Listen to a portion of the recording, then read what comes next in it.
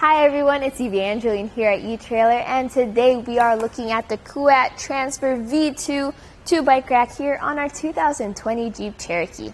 Now the Kuat Transfer is really nice because of its unique goalpost design, which means you have a little bit more clearance when you have it folded up against your vehicle. Now let's take a look at the way this works. One of its features is that it can tilt away, and to do so you can just step on this lever here, and then it tilts down just like that. And you'll want to do this if you want to access your hatch. So you can see here on our Jeep Cherokee how as there's plenty of room between the door and our handlebars, allowing us to get into our trunk, grab whatever we want, maybe our helmets, our water, our bags, all without having to take the bike off, which is nice and convenient. When you want to bring it back into position, you just lift up and it snaps into place. So let's take a look at the way our bike is mounted to the bike rack itself. So here in the back, we have this rear wheel strap. So this comes up by pressing that lever, and you can adjust it on both sides in order to get the best fit. So let's take it out so it's all the way out of the way for now. And then here in the front, make sure to hold on to your bike as you do so. There is this front wheel hook. Now that hook is super convenient because like I have a carbon frame bike here and I don't have to worry about accidentally warping my frame. But if you also have like alternate frame bikes, like step-through bikes, women's bikes, children's bikes, this is nice and convenient because then you don't have to get a frame adapter bar. When you want to take that off though, you press this button, pull up, push out, and then it's just a slight lift and you are ready to go on a bike ride. With the bike out of the way, let's take a closer look at these cradles here. So I talked about the wheel strap, and you have this rear cradle that can rotate back and forth to accommodate different wheelbases.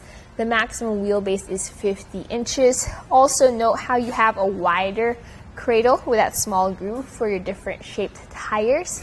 The maximum width for tire is 5 inches if you get the fat bike strap adapter. Otherwise, without that adapter, the maximum width is 3 inches. Here in the front, we have this really large front wheel cradle, as well as that hook I talked about. Now that hook is slightly lined on the inside with like a rubber style lining that will help protect your front wheel as well as help grip onto it as you ratchet down to secure it.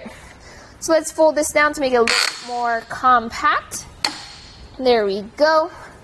Now the way this works is that you can have this out or in depending on your clearance inside or on the back of your vehicle. This has a weight capacity of 40 pounds per bike. There is a version of this, the Kuat Transfer V2, with a solid 2-inch shank that has a weight capacity of 60 pounds per bike if you need a little extra weight capacity if you have heavy electric bikes. When you do have a bike rack like this, there is some length added to the back of your vehicle. So let's take some measurements.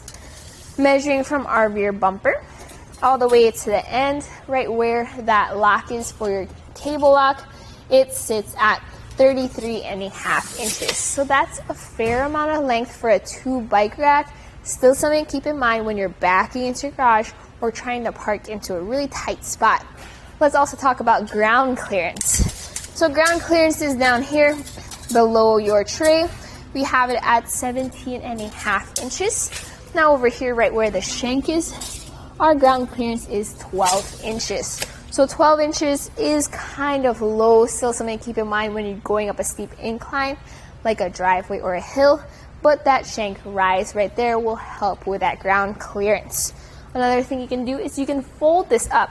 To do so, press on that lever, and then that releases it up so that you can fold it up just like that against your vehicle. So let's take some measurements with it like this. So first is the length added to the back of our vehicle. From our rear bumper to the end of the bike rack, it's 9.5.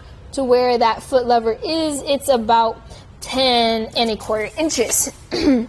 So that's the length added in this position now, which is nice because then you have a little bit more space to work with when you're backing into your garage. As for closest point, it's going to be by the bumper to this cradle. So measuring right over there, it sits at 3 inches. That way you don't have to worry about contact between our bumper and our cradles when you're driving around. Let's also talk about how this fits into our hitch.